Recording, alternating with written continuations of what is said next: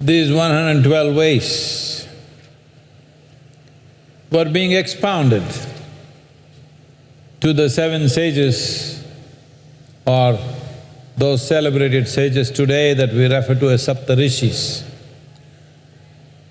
And Devi Parvati was a witness to all this. Observing that exposition, she raised a question, why only 112 ways? There must be more ways. She's a woman, she likes variety, and she happens to be the wife, so she can say what she wants to say. Hello, ladies. What? But Shiva was in an intense mode, trying to transmit to the 7 sages. When she said there are more ways or there should be more ways, he just brushed her aside. There are no more ways.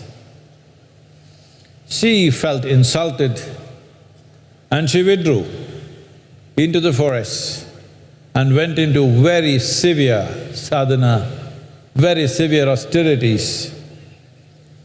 And after a few months, she came back and he was still working with the 7 sages. She came and sat not next to him, being his wife she could sit there, but she sat one step below to indicate to him that she has failed. But of course, she doesn't want the 7 guys to know that. So she didn't say anything, she sat there and he knows. And then he said, if you are embodied, that is, if you are within the sphere of this body, there are only 112 ways. But if you step out of this realm, if you are not stuck in your physical form, if you step out of this, then there are as many doors in the existence as there are atoms in the existence. That means zillions of doorways.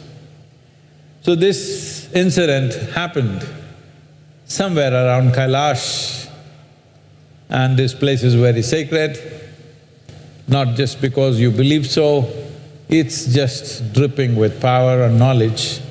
If you have the necessary receptivity, if you go there with enough sadhana, this is one of the most powerful experiences that a space can create for you. Not a teaching, not a method, just the space. Just being there, you're blown away.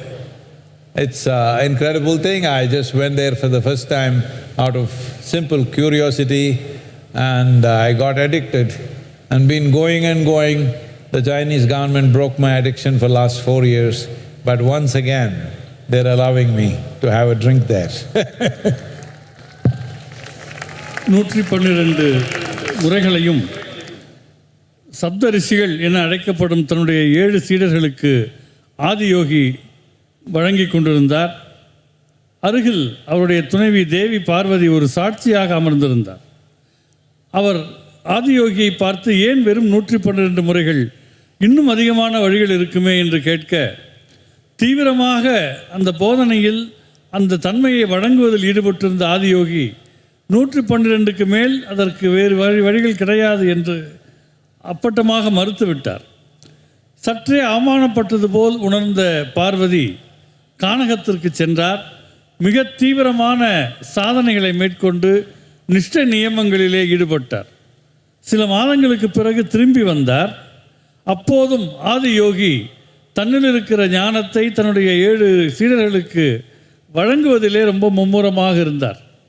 அங்கே வந்த பார்வதி ஆதியோகிக்கு அருகே அமராமல் ஒரு படி கீழே அமர்ந்தார். அதாவது தான் தோற்றுவிட்டதை மறைமுகமாக உணர்த்துவது போல, சப்தரிஷிகளுக்கு தெரியாமல் ஆதியோகிக்கு மட்டும் உணர்த்துவது போல அமர்ந்தார்.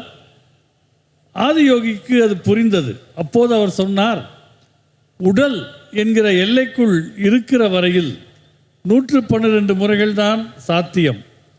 ஆனால் உடல் என்கிற எல்லையை தாண்டி விட்டால் இந்த பிரபஞ்சத்தில் எத்தனை அணுக்கள் இருக்குமோ அத்தனை வழிகள் சாத்தியம். பல கோடிக்கணக்கான வழிகள் அதற்கென்று திறக்கும் என்று சொன்னார்.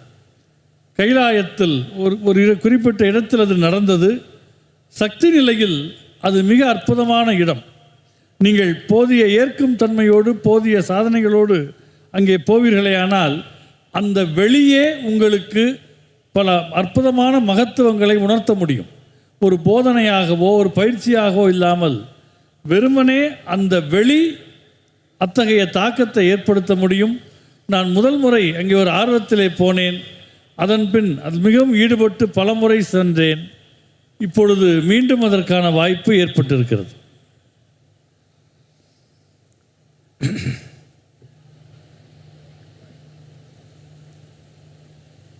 Whether life is a curse or a blessing simply depends on whether your mind is taking instructions from you or not.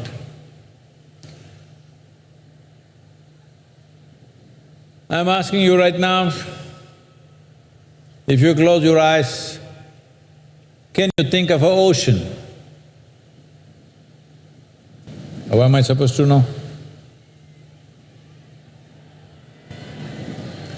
Can you visualize an ocean in your mind with your eyes closed?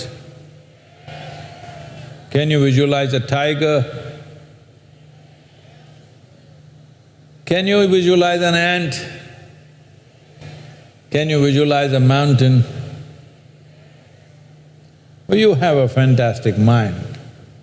Why can't you make it like heaven? Hello? What's stopping you? The only thing that's stopping you is, instead of keeping your mind in a conscious response, you have kept it in a compulsive reaction. Someone else can decide what happens in your mind. What a disgrace! Isn't this the worst form of slavery, that somebody else can decide what happens in your mind? Somebody else may determine what happens around you, but nobody should determine what should happen within you. If this one thing you do, that you move from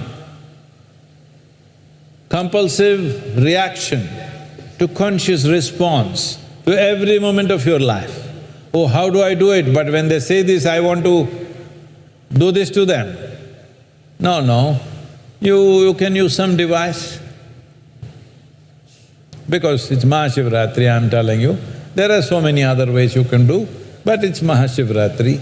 Right now, somebody says something, whatever they say, good or bad, just in your mind, just say Shiva Shambho. You're not calling for any god, you're just giving yourself enough time to respond consciously rather than reacting compulsively. If you respond consciously, what you want will happen. If you react compulsively, what somebody else wants will happen. This is your choice. வாழ்க்கை வரமா அல்லது சாபமா என்பது மனம் நீங்கள் சொல்வதை கேட்கிறதா இல்லையா என்பதை பொறுத்து இருக்கிறது. உங்களை நான் கேட்கிறேன், கண்களை மூடினால் உங்களால் ஒரு கடலை கற்பனை செய்ய முடிகிறதா? ஒரு புலியை கற்பனை செய்ய முடிகிறதா? ஒரு எறும்பை, ஒரு மலையை? முடிகிறது என்றால் அது மிகவும் அற்புதமான விஷயம். நீங்கள் உங்கள் வாழ்க்கையை இதன் மூலம் சொர்க்கமாகவே மாற்றிவிட முடியும். ஆனால் உங்கள் வாழ்க்கை சொர்க்கமாக மாறுவதை எது தடுக்கிறது தெரியுமா? எதையும் விழிப்புணர்வோடு அதற்கு பதில் சொல்வதை விட நிர்பந்தம் காரணமாக எதிர்வினை ஆற்றுகிறீர்கள். நிர்பந்தத்தால் நீங்கள் எதிர்வினையாற்றத் தொடங்கிவிட்டீர்கள் என்றால் உங்களுக்குள் என்ன நடக்க வேண்டும் என்பதை வேறு யார் வேண்டுமானாலும் தீர்மானிக்க முடியும். பிறருடைய செயலால் ஒரு பாதிப்பு என்பது உங்களை சுற்றி நடக்கலாம், ஆனால் அது உங்களுக்குள் நடக்கக்கூடாது. அதற்கு என்ன வழி என்றால், நீங்கள் நிர்பந்தம் சார்ந்து எதிர்வினையாற்றுவதை நிறுத்த வேண்டும். விழிப்பு நிலையில் எதையும் எதிர்கொள்ள பழக வேண்டும். உதாரணமாக, இன்றைக்கு மகா சிவராத்திரி, இப்பொழுது இங்கே இருக்கிறீர்கள், யாரோ எதுவோ சொல்லுகிறார்கள் என்று வைத்துக்கொள்ளுங்கள். நீங்கள் உடனே பதில் சொல்லாமல் சிவசம்போ என்று சொல்லுகிறீர்கள். சிவசம்போ என்று நீங்கள் சொல்வதன் மூலம் ஏதோ ஒரு கடவுளை அழைக்கிறீர்கள் என்று பொருள் அல்ல. உங்களுக்கு நீங்களே நேரம் கொடுக்கிறீர்கள். எதற்கு நேரம் கொடுக்கிறீர்கள்? அந்த சூழலை விழிப்புணர்வோடு எதிர்கொள்வதற்கு நேரம் கொடுக்கிறீர்கள். அப்படி விழிப்புணர்வோடு ஒன்றை எதிர்கொள்ள பழகி வைப்பீர்களேயானால் உங்கள் வாழ்க்கையில் பல விதமான நல்ல மாற்றங்களை உங்களால் காண முடியும். என்று மட்டுமல்ல, உங்களுக்குள்ளேயே கூட உங்களுக்குள் என்ன விதமான எண்ணம் ஏற்படுகிறது, என்ன மாதிரியான உணர்ச்சி ஓடுகிறது, என்ன அனுபவம் உங்களுக்குள் நிகழ்கிறது என்பதையெல்லாம் விழிப்புணர்வோடு நீங்கள் பரிசீலிக்க தயாராகிவிட்டீர்கள் என்றால் நீங்கள் ஒரு அற்புதமான மனிதராக மலர்வீர்கள். Mind is a terrible master, but a fantastic slave. It's for you to keep it that way. If you allow your mind to rule you, then because it's data-based, no new possibilities are there in it. And now, everything that you can gather in terms of data, process it and find expression to it. A simple machine will be able to do 1,000,000 times better than you. So it's time you shift from unconscious data processing kind of life to a conscious response. It's very important because otherwise in the coming 15 years you will become redundant because machines will be doing way better than you in all the things that you are very proud of doing. மனம் ஒரு கொடூரமான முதலாளி, ஆனால் மிகவும் அற்புதமான ஒரு சேவகன். மனதில் செயல்பாடுகள், மனதுக்கு நீங்கள் முழு சுதந்திரம் கொடுத்து விட்டால் அதன் செயல்பாடுகள் கொடுமையாக இருக்கும். ஏனென்றால் அது வெறுமனே தரவுகளை அடிப்படையாக கொண்டு இயங்குகிறது.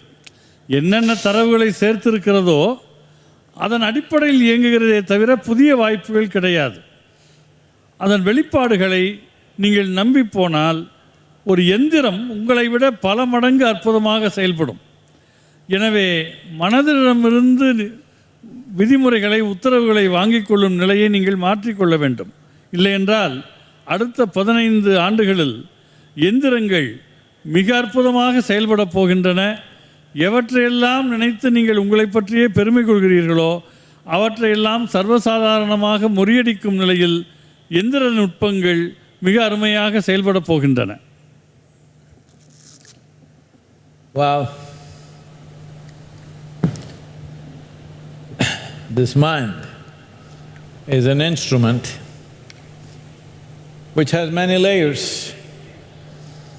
But unfortunately, because of the type of education that most people are receiving, only the data process is going on. The other aspects of intelligence are not being touched upon or stimulated. One simple thing is, you bring a meditative process into your life, a kriya, which stimulates interiority or that aspect which is beyond your physiological and psychological process. All the young people, how many of you are young here? What should I term as young? Below 20 you're young, or below 30 you're young, or below 40 or 50 or 60, where should I put the mark? No, as far as I'm concerned, if you're not dead, you're young. Hello? If you're too old, you wouldn't be here. You're here means you're young enough to be alive. If you're fit enough to be alive, you're fit enough to be joyful. If you're fit enough to be alive, you're fit enough to be loving. If you're fit enough to be alive, you're fit enough to be blissful. Don't think there is a certain age limit for that. If nature has kept you alive, this means you're fit enough to be joyful, loving, blissful. This is very much a possibility. Nobody can take this away except an unruly mind. But my mind is out of control. No, it's just because you are in a compulsive state of reaction. Just bring a little bit of space between what you need to respond to, either mentally, emotionally or physically, and actual response. Give it a little bit, Shambho kind of break. You don't have to say it outside, just in your mind, just a little break, and then do that, you will see a conscious response will make you into a fantastic human being. And we want to see fantastic human beings. All the young people, hello all the young people, where are you? All the young people, at least 7 minutes a day. At least 7 minutes a day. Let's make it happen. மனம் என்பது ஒரு நல்ல கருவி, அதில் பல அடுக்குகள் உண்டு. ஆனால் இன்றைய கல்வி முறை காரணமாக இந்த தரவுகள் சார்ந்த நிலையில் மட்டுமே நின்று விடுகிறார்கள். மற்ற நுட்பமான அறிவுத்தன்மைகள் தொடப்படுவதில்லை. உதாரணமாக, உங்களுக்குள் ஒரு தியானத்தன்மை வருகிறது என்று வைத்துக்கொள்ளுங்கள். உங்கள் உடலினுடைய அனுபவத்துக்கும் மனதின் அனுபவத்துக்கும் கடந்த உள்நிலை உணர்வு ஒன்று தூண்டப்படுகிறது என்று சொன்னால் அதற்கு வயது வரம்பு கிடையாது. இளைஞர்கள் அப்படின்னு நான் சொன்னேன்னா, யார் இளைஞர்கள் என்கிற கேள்வி வரலாம். 20 வயசா, 30 வயசா, 40 வயசா, 60 வயசா என்று பார்த்தால் யார் யாரெல்லாம் இறக்கவில்லையோ அவர்கள் எல்லாமே இளைஞர்கள் தான். அந்த இளைஞர்களாக இருக்க உங்களுக்கு இங்கே வந்திருக்கிறீர்கள். அப்படியானால் அதுக்கு தகுதி உங்களுக்கு இருக்கிறது என்று அர்த்தம். யாருக்கெல்லாம் இளைஞர்களாக இருக்கும் தகுதி இருக்கிறதோ அவர்களுக்கு மகிழ்ச்சியாக இருக்கக்கூடிய தகுதி அவர்களுக்கு உண்டு, அன்பாக இருப்பதற்கான தகுதி அவர்களுக்கு உண்டு, ஆனந்தத்தை உணர்வதற்கான தகுதி உண்டு. அதற்கு வயது வரம்பு கிடையாது. அதை உங்கள்கிட்டேருந்து யாரும் அகற்றிவிட முடியாது. கட்டுப்பாடு இல்லாத மனம்தான் அகற்ற முடியும். அதற்கு ஒரு சின்ன முயற்சியை நீங்கள் மேற்கொண்டால் போதும். எல்லா நேரத்திலும் ஏதோ ஒன்று சொல்ல வேண்டி இருக்கிற போது நீங்கள் சொல்ல நினைப்பது, சொல்ல வேண்டியது ரெண்டுக்கு நடுவில் ஒரு சிறிய இடைவெளி விடுங்கள். அந்த இடைவெளி என்பது நீங்கள் தள்ளி போட வேண்டும் என்ற அவசியம் இல்லை. ஒரு சிறு இடைவெளி விட்டால் உங்கள் மனம் விழிப்புணர்வு நிலைக்கு வந்து சரியானதை வெளிப்படுத்தும். We will go into the Maha Mantra. I know all of you are on chairs, but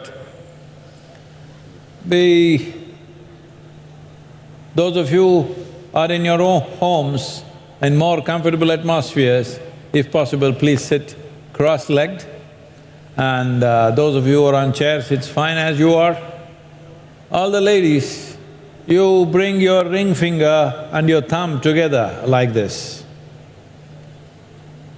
in your left hand.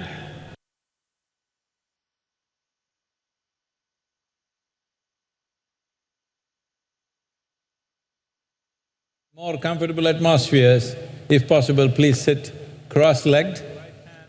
Your thumb finger and your ring finger, just hold them like that.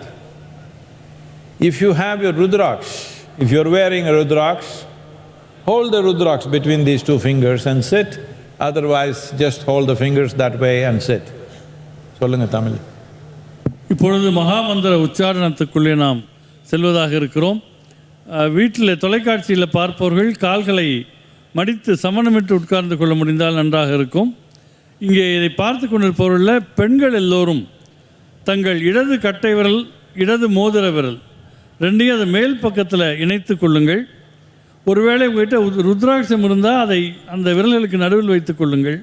அதே மாதிரி ஆண்கள் உங்களுடைய வலது கை கட்டை விரலையும் வலது கை மோதிர விரலையும் அதன் மேல் பகுதியை இணைத்து கொள்ளுங்கள். ருத்ராட்சம் இருந்தால் அதை விரல்களுக்கு நடுவே வைத்து கொள்ளலாம். இந்த நிலையில் இந்த மகாமந்திர உச்சாரணத்துக்கு நீங்கள் தயாராகலாம்.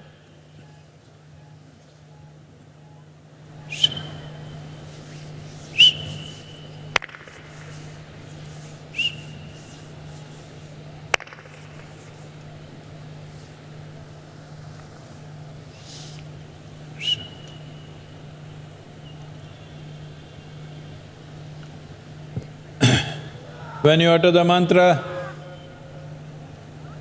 you must utter it from the base of your belly to start with. When you say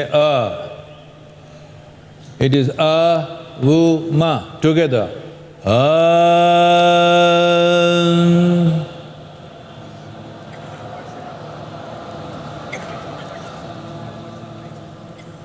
Namah Shivaya